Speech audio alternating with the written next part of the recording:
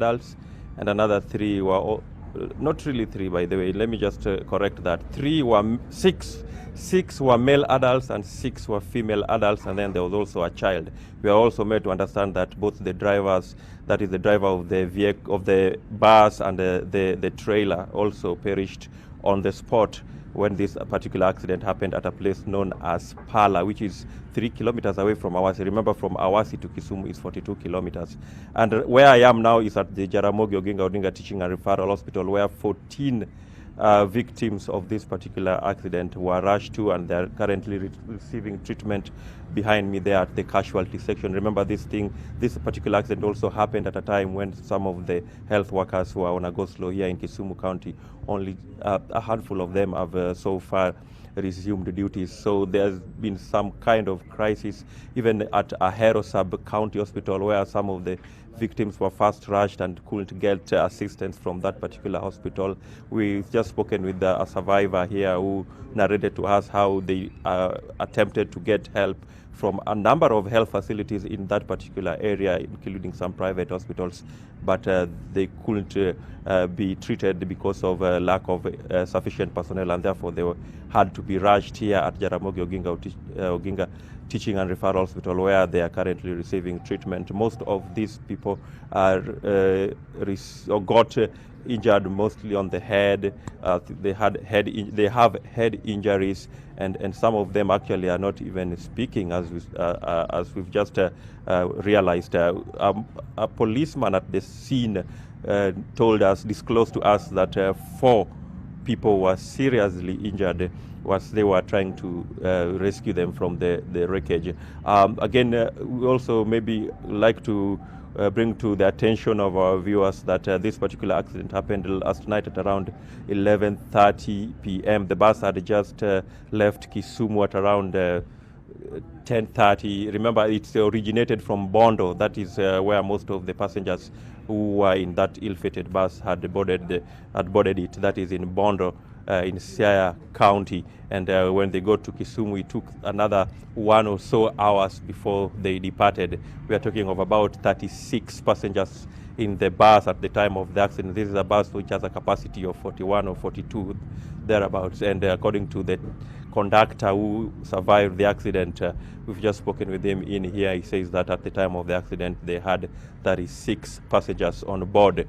And as you've also mentioned there in the intro, is that the driver of the bus was in the process of attacking a tractor which was ferrying cane, and then it rammed into the oncoming trailer which was traveling on the opposite direction.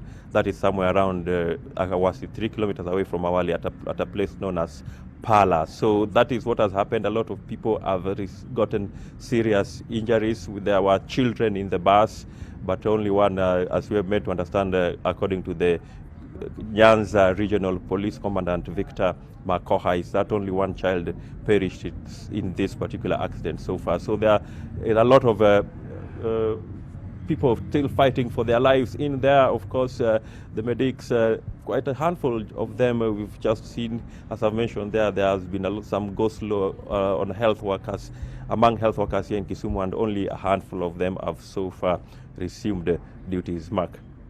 Oko Okusa, you've mentioned something there that has not been the first time that has happened, and any confirmations from the scene. I'm not too sure if you've been able to get to the particular scene of the accident. As you've said, it's Pala, about 3 kilometers from Awasi Trading Center. But just to confirm that indeed the tractor was involved in this particular accident. It's not the first time we're hearing about this.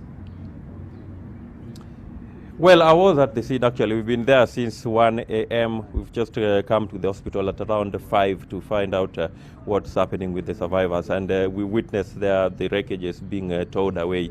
And of course, as you mentioned there again, the issue of cane tractors operating on these roads is something that has been of a great concern. They have actually been mentioned to cause quite a number of accidents. Remember, these cane tractors, some of them actually don't even have sufficient lighting or reflectors on them, and therefore they pose great danger to motorists plying these routes. And of course, this is not the first time such an accident has been caused or has happened in regards to the cane tractors that apply this route. So as we also made to understand is that according to one of the survivors here, woman we've just spoken with, says that that particular cane tractor, which of course ended up causing this particular accident, did not have sufficient light, and only the driver only realized when it was too late that he was going to ram into it, and that is why he swerved or tried to overtake it,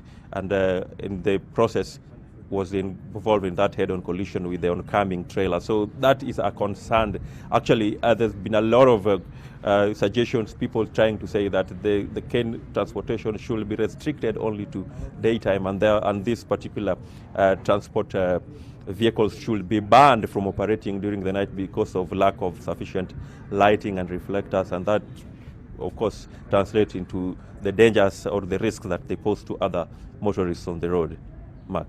Kokusa, thank you very much for this update. This is, of course, breaking news as of, earlier on today. And this is just details that we're getting as it develops. And yes, we'll be looking forward to more information and confirmations from where you are at the hospital facility as treatment continues. As he's mentioned there, of course, the other challenge of similar, a seeming go-slow, given the issues that have been in the Kisumu County with the health workers who have been fighting for their rights. But the patients or the injured from this particular incident and the accident that occurred at 11:30 are getting treatment. And as he mentioned, 4 who were seriously injured.